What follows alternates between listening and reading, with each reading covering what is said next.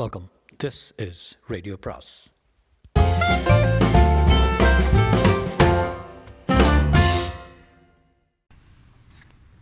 அனைவருக்கும் அன்பு வணக்கம். ராஜேஷ்குமாரின் 23வது ஜன்னல், அத்தியாயம் 4. GH. டாக்டர் பஞ்சாபகேசன் அறை. இன்ஸ்பெக்டர் சேதுவும் டாக்டரும் அரை மணி நேரத்தை காத்திருப்பில் செலவழித்திருக்க ஹாஸ்பிட்டலின் PRO விக்டர் உள்ளே வந்தார். அந்த இரவு நேரத்திலும் முகம் வியர்த்து போய் கலைந்திருந்தது. டாக்டர் கேட்டார், என்ன விக்டர், பெண் நோயாளிகளின் எண்ணிக்கையை சரி பார்த்தீங்களா? பார்த்தேன் டாக்டர். மொத்தம் ஒரு 177 பேர். டிஸ்சார்ஜ் அன்றைக்கி யாருமே இல்லை. தரோவாக செக் பண்ணிங்களா? பண்ணிட்டேன் டாக்டர். சரி, நீங்கள் போங்க. விக்டர் தயங்கியபடி நின்றார். டாக்டர், என்ன? ஏதாவது பிரச்சனையா? பிரச்சனை தான். இப்போதைக்கு எதுவும் வேண்டாம், நாளைக்கு சொல்கிறேன். நீங்கள் போய் உங்கள் டியூட்டியை பாருங்கள். விக்டர் தலையசைத்து விட்டு அறை நின்றும் வெளியேறி போக இன்ஸ்பெக்டர் சில வினாடிகள் மௌனம் காத்துவிட்டு நிமிர்ந்தார். டாக்டர், பெண் நோயாளிகள் யாரும் காணாமல் போல. ஸோ இறந்து போன பெண் நோயாளிகளை பார்க்க வந்த பெண்ணாக இருக்கலாமோ? எனக்கும் அப்படி ஒரு சந்தேகம் இருக்குது. விசிட்டர்ஸ் ஹவர்ஸில் நேரத்தில் நூற்றுக்கணக்கான பேர் இந்த GHக்குள்ளே வந்துட்டு போகிறாங்க. இதில் யாருன்னு நாம் கண்டுபிடிக்க முடியும்? டாக்டர், நான் உங்கள்கிட்ட ஒரு கேள்வி கேட்டால் தப்பாக எடுத்துக்க மாட்டீங்களா? நோ, கேளுங்க. மார்ச் வரையில் வேலை பார்க்குற ஐயாசாமி, சூசா, இந்த 2 பேர் மேலேயும் உங்களுக்கு ஏன் சந்தேகம் வரல? சாரி டாக்டர், அவங்கள என்னால் சந்தேகப்பட முடியல. காரணம், தப்பு பண்ணது அவங்களா இருக்கிற பட்சத்தில் மார்ச் வரையில் ஒரு பாடி அதிகமாக இருக்கிற விஷயத்தை எங்கிட்ட சொல்லாமல் மறைச்சிருக்கலாமே. பதறி அடிச்சுட்டு வந்து ஏன் சொல்லணும்? அது ஏன் ஒரு நடிப்பாக இருக்கக்கூடாது? இன்ஸ்பெக்டர், நீங்கள் அப்படி அந்த ஐயாசாமியையும் சூசையும் சந்தேகப்படுறதா இருந்தால் அந்த 2 பேருக்கு முன்னாடி மார்ச்சுரி டியூட்டியில் இருந்த துரையப்பனையும் முனிராஜையும் சேர்த்து சந்தேகப்படணும். You are correct doctor. அவங்க பேரில் எனக்கு சந்தேகம் இருக்குது. அந்த 4 பேரையும் ஸ்டேஷனுக்கு கொண்டு போய் லாக்அப்பில் வச்சு ஒரு 2 மணி நேரம் விசாரித்தா போதும், எல்லா உண்மைகளும் வெளியே வந்துடும். டாக்டர் தலையசைத்தார். ஓகே இன்ஸ்பெக்டர், உங்களுக்கு அப்படி ஒரு எண்ணம் இருந்தால் அந்த நடவடிக்கையை நீங்கள் தாராளமாக எடுக்கலாம். Thank you doctor. பட் அந்த நடவடிக்கை எடுக்கிறதுக்கு முந்தி எனக்கு அந்த தலையில்லாத பெண்ணின் போஸ்ட்மார்ட்டம் ரிப்போர்ட் வேணும். ரிப்போர்ட் நாளைக்கு காலையில் 11 மணிக்கு தான் கிடைக்கும். இன்ஸ்பெக்டர் சேது எழுந்து கொண்டார். ஓகே டாக்டர், நாளைக்கு காலையில் 11 மணிக்கு வரேன். பாடி போஸ்ட்மார்ட்டம் போகிற வரைக்கும் 2 கான்ஸ்டபிள் மார்ச்சுரியில் காவலுக்கு இருப்பாங்க. டாக்டர் பஞ்சாபகேசன் தலையாட்டியபடி ஒரு பெருமிச்சோடு எழுந்து கொண்டார். தளர்வான குரலோடு இன்ஸ்பெக்டரை ஏறிட்டார். ஒரு சின்ன ரிக்வெஸ்ட். சொல்லுங்கள் டாக்டர். கொலையுண்ட அந்த தலையில்லாத பெண் யாருன்னு தெரிகிற வரைக்கும் எந்த ஒரு மீடியா பீப்புளுக்கும் தகவல் கொடுக்க வேண்டாம். சேது புன்னகைத்தார். இது எனக்கு தெரியாதா? முதல்ல போஸ்ட்மார்ட்டம் ரிப்போர்ட்டு கைக்கு வரட்டும் டாக்டர், அதை பார்த்துட்டு அப்புறமா நடவடிக்கை எடுப்போம். சேது டாக்டரின் கையை பற்றி குறுக்கிவிட்டு அறை நின்றும் வெளியேறினார். அத்தியாயம் 5.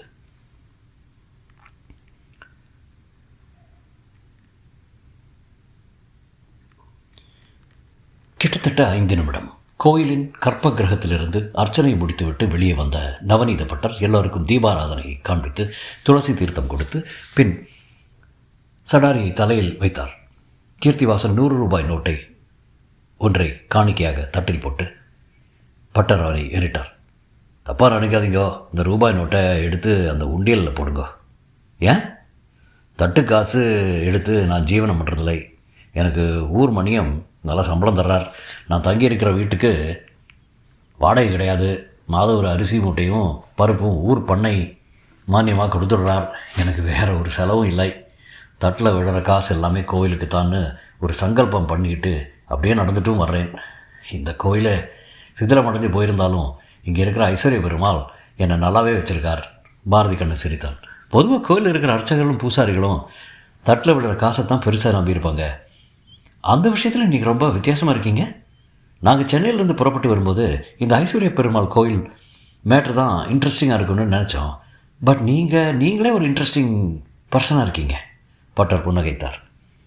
ஏதோ என் மனசுக்கு பட்டதை அது சரியாக தப்பான்னு எனக்கு தெரியாது. தீர்மானமாக பல வருஷமாக பண்ணிகிட்ருக்கேன். ஓவியா கீர்த்திவாசனிடம் திரும்பினான். கீர்த்தி, நாம் வந்த வேலையை ஆரம்பிக்கலாமே. இப்போ ஷூட்டிங்கை ஸ்டார்ட் பண்ணால் தான் சாயந்தரத்துக்குள்ளே முடிச்சுக்கிட்டு கும்பகோணம் போய் ஹோட்டலில் கொஞ்சம் நேரம் ரெஸ்ட் எடுத்துக்கிட்டு சென்னைக்கு கிளம்ப முடியும். இதோ ஸ்டார்ட் பண்ணிடலாம். பாரதி, கேமரா செட் பண்ணு. 10 நிமிஷம் பாரதி கண்ணன் சொல்லிவிட்டு தன் அசிஸ்டண்ட்டுகளோடு நடக்க ஓவியா கீர்த்தி என்றார். என்ன? இந்த கோயிலை பற்றி ஒரு இன்ட்ரெஸ்டிங் ஒரு இன்ட்ரடக்ஷன் ஒரு தடவை ரிஹர்சல் பார்த்துடலாமா? பார்த்துடலாமே. ஏதாவது ப்ரிப்பேர் பண்ணி வச்சுருக்கியா? பேசி பார்க்கலாம். ஓவியா தன்னிடம் இருந்த மைக் பட்டனை எடுத்து இடது தோள்பட்டை ஜாக்கெட் விளிம்பில் பொருத்தி கொண்டு மதில் சுவருக்கு போய் நின்றால் உதட்டை ஈரப்படுத்தி கொண்டு புன்னகையோடு கண்ணீர் என்று பேச ஆரம்பித்தாள். நேயர்களுக்கு வணக்கம். தமிழ்நாட்டின் மூலை முடுக்குகளில் உள்ள புராதன கோயில்களை தேடி பிடித்து உங்கள் வரவேற்புரைக்கு கொண்டு வரும் சீரிய பணியை மதியொலி டிவி செய்து கொண்டிருப்பதை தமிழக மக்கள் பாராட்டி கொண்டு இருக்கிறார்கள். கூட்டம் உள்ள கோவில்களை காட்டிலும் கூட்டம் இல்லாத கோயில்களில் இறை உணர்வும் கலையழகும் கொட்டி கிடப்பதை எங்கள் படக்குழுவினரால் பார்க்க முடிகிறது. அந்த வகையில் இன்றைக்கு நாம் பார்க்க போகிற கோவில்தான் ஐஸ்வர்ய பெருமாள் கோயில். நான் இப்போது பேசிக்கொண்டிருப்பதும் அந்த கோயிலின் உள்ளே இருக்கும் உட்பிரகாரத்தில் இருந்துதான். சரி, இந்த கோயில் எங்கே எந்த இடத்தில் அமைந்திருக்கிறது என்று பார்க்கலாமா? இந்த திருக்கோவில் அமைந்துள்ள கிராமத்தின் பெயர் ஐஸ்வர்யபுரம். இந்த கிராமம் கும்பகோணத்திலிருந்து நேர்கிழக்கில் 30 கிலோமீட்டர் தொலைவில் உள்ளது. அழகிய கிராமம். நகரத்தின் நாகரிகங்கள் இன்னமும் இங்கே எட்டி பார்க்கவில்லை. அதனால் தானோ என்னவோ இங்கே மனிதாபிமானம் இன்னும் உயிர்ப்போடு வாழ்ந்து கொண்டுதான் இருக்கிறது. அற்புதம் நிறைந்திருக்கும் இந்த கோயிலில் நவநீத பட்டர் என்பவர் கடந்த பல வருடங்களாக ஐஸ்வர்ய பெருமாளுக்கு 3 கால பூஜைகளை செய்து வருகிறார். அவரிடம் இப்போது இந்த கோயிலை பற்றி கேட்போம். ஓவியா பேசி முடிக்க கீர்த்திவாசன், ஓகே இப்படியே பேசுகிற, அதோ பாரதியும் கேமராவோட வந்தாச்சு. ஓவியா சொன்னான், முதல்ல பட்டர்கிட்ட பேட்டி எடுத்துருவோமே. அதுவும் சரிதான். நீ பேட்டி எடுத்து முடிக்கிறதுக்குள்ள நான் கோயிலை சுற்றி பார்த்துட்டு வந்துடுறேன்.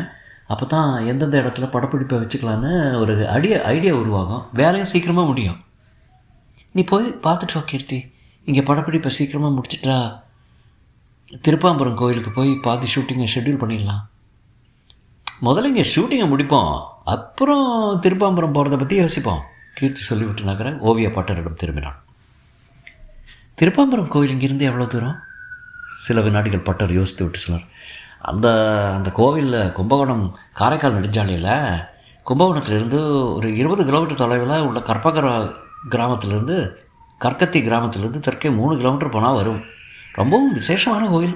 அந்த திருத்தலத்தில் ராகுவும் கேதுவும் பிற கோயில்களில் இருப்பதைப் போலவே தனியே இல்லாமல் ஒரே சரீரமாய் கடவுளை நெஞ்சில் நிறுத்தி ஈசனின் அருளை பெற்றதாய் ஐதீகம். அங்கே இருக்கும் ராகு கேதுவுக்கு ஏக சரீர ராகு கேது என்று பெயர். ஓவியா வியப்பில் தன் புருவங்களை உயர்த்தினாள். பரவாயில்ல, மற்ற கோயில்களை பற்றி தெரிஞ்சு வச்சுருக்கீங்க. பட்டர் சுற்றுமுற்றும் பார்த்துவிட்டு பாரதி கண்ணன் கேமரா கோணத்தில் மும்முரமாய் இருப்பதையும் பார்த்துவிட்டு ஓவியாவிடம் குரலை தாழ்த்தினார். உன்னோட பேர் ஓவியா தானே? ஆமாம். நான் ஒரு விஷயம் சொன்னால் நீ ஆச்சரியப்பட மாட்டியே. சொல்லுங்க. எனக்கு கோயிலோட வரலாறுகளும் தெரியும். மனித மனங்களில் ஓடிக்கிட்டுற எண்ணங்களும் தெரியும். உண்மையாவா? இதில் பொய் சொல்ல என்ன இருக்கு? ஓவியா புன்னகைத்தாள். சரி, இப்போ என்னோட மனசில் எது மாதிரியான எண்ணங்கள் ஓடிட்டுருக்குன்னு உங்களால் சொல்ல முடியுமா? முடியும், சொல்லுங்கள் பார்க்கலாம். அதிநவீன இன்ஃப்ராரெட் கேமராவில் கர்ப்பகிரகத்தில் இருந்து சுவர்களை ஃபோட்டோ எடுத்திருக்கலாமே. சுவர்க்குள் இருக்கிற அந்த கல்வெட்டு வாசகங்கள் கேமராவில் பதிவாகி இருக்குமோ இருக்காதோ என்கிற எண்ணம் தான் உன்னோட மனசில் இப்போ ஓடிட்டுருக்கு. ஓவியா திக்கென்று அதிர்ந்து போய் பட்டரையே பார்த்தாள். அத்தியாயம் 6. இன்ஸ்பெக்டர் சேது தன்னுடைய பைக்கை ஜிஹெச்சின் 2 வீலர் பார்க்கிங்கில் நிறுத்திவிட்டு கீழே இறங்கிய போது பகல் 11 மணி. சென்னை வெயிலின் நடுமண்டையில் இறங்கி சுர்ரென்றது. தலைக்கு தொப்பியை பொருத்தி கொண்டு ஹாஸ்பிட்டலின் வராந்தாவில் வேகமாக நடந்து டாக்டர் பஞ்சாபகேசனின் அறைக்குள் நுழைத்தார். Good morning doctor. டாக்டர் ஒரு புன்னகையோடு நிமிர்ந்தார். Good morning inspector. இப்போ தான் உங்களை நினச்சேன். Anything important? இப்போ தான் அந்த தலையில்லாத பெண்ணின் போஸ்ட்மார்ட்டம் என் கைக்கு வந்தது. சேது டாக்டருக்கு எதிரில் இருந்த நாற்காலிக்கு சாய்ந்து கொண்டே கேட்டான். பிஎம் ரிப்போர்ட் என்ன சொல்லுது டாக்டர்? அந்த பெண் கொலை செய்யப்பட்டிருக்கிறதாக கிட்டத்தட்ட 40 மணி நேரம் ஆயிருக்கலாம். பெண்ணோட வயது 25லிருந்து 30 வயதுக்குள்ளே. கழுத்தை அறுப்பதற்கு முன்னாலே அந்த பெண்ணை ஏதோ ஒரு வகையில் சாகடிச்சிட்டு உடம்புல ரத்தம் உறைந்து போன பிறகு கொலையாளி கழுத்தை அறுத்திருக்கலாம். அதுக்கு பிறகு அந்த உடல் கெட்டுப்போகாமல் இருக்கிறதுக்காக ஃபார்மலினில் போட்டு பாதுகாத்துள்ளார்கள். கொலையாளியோட பர்பஸ் என்ன? எதுக்காக ஒரு பொண்ணை கொலை பண்ணி அவளோட தலையை வெட்டி ஃபார்மலினில் போட்டு பாதுகாத்து இந்த மார்ச்சரியில் கொண்டு வந்து திருட்டுத்தனமாக வைக்கணும்? அதை பற்றி தான் நானும் யோசனை பண்ணிகிட்ருக்கேன் இன்ஸ்பெக்டர். ஹாஸ்பிட்டலோட பேரை கெடுக்கணும். யாரோ திட்டம் போட்டு இப்படி ஒரு பாதகத்தை பண்ணியிருக்காங்க. டாக்டர், இனிமேல் இந்த விஷயத்தில் பொறுமை காக்க முடியாது. கொலை செய்யப்பட்ட அந்த பெண் யார், கொலையாளி யார், கொலைக்கான மோட்டிவ் என்ன, இந்த 3 முக்கியமான கேள்விகளுடைய பதில்கள் வெளியே வரணும்னா நான் எடுக்க போகிற அதிரடி நடவடிக்கைகளுக்கு நீங்கள் ஆதரவு கொடுக்கணும். உங்களோட அதிரடி நடவடிக்கை என்ன? மார்ச்சுரியில் வேலை பார்க்குற ஊழியர்கள் ஐயாசாமி, சூச, துரையப்பன், முனிராஜ் இந்த 4 பேரையும் அரெஸ்ட் பண்ணி லாக்கப்புக்கு கொண்டு போய் விசாரிக்கிற விதத்தில் விசாரித்தா எல்லா உண்மைகளும் வெளியே வந்துடும். டாக்டர் தோள்களை குலுக்கினார். ஓகே, அதுதான் உங்கள் விருப்பம்னா தாராளமாக அந்த கைது நடவடிக்கையை எடுங்க. பட் ஒரு சின்ன ரிக்வெஸ்ட். என்ன? கொலையாளி யாருங்கிற உண்மை தெரிகிற வரைக்கும் பேப்பருக்கும் டிவிக்கும் இந்த நியூஸ் போக விட்டாமே. சாரி டாக்டர், இனிமேல் எதையும் ஹைட் பண்ண முடியாது. பெண்ணோட உடம்பை போஸ்ட்மார்ட்டம் பண்ணியாச்சு, ரிப்போர்ட்டும் கைக்கு வந்தாச்சு. ஸோ பிடிஐ பீப்புளுக்கு நியூஸ் கொடுத்தாகணும். சொன்ன இன்ஸ்பெக்டர் தன்னுடைய செல்ஃபோனை எடுத்து ஸ்டேஷனில் இருந்த சப் இன்ஸ்பெக்டர் விஜயகுமாரை தொடர்பு கொண்டார். விஜய், 2 கான்ஸ்டபிளை கூப்பிட்டுட்டு வேனில் புறப்பட்டு வாங்க. 4 பேரை கைது பண்ணி லாக்கப்புக்கு கொண்டு போகணும். அப்படியே ப்ரெஸ் பீப்புள் மீட்டுக்கும் அரேஞ்ச் பண்ணிடுங்க. தொடரும்.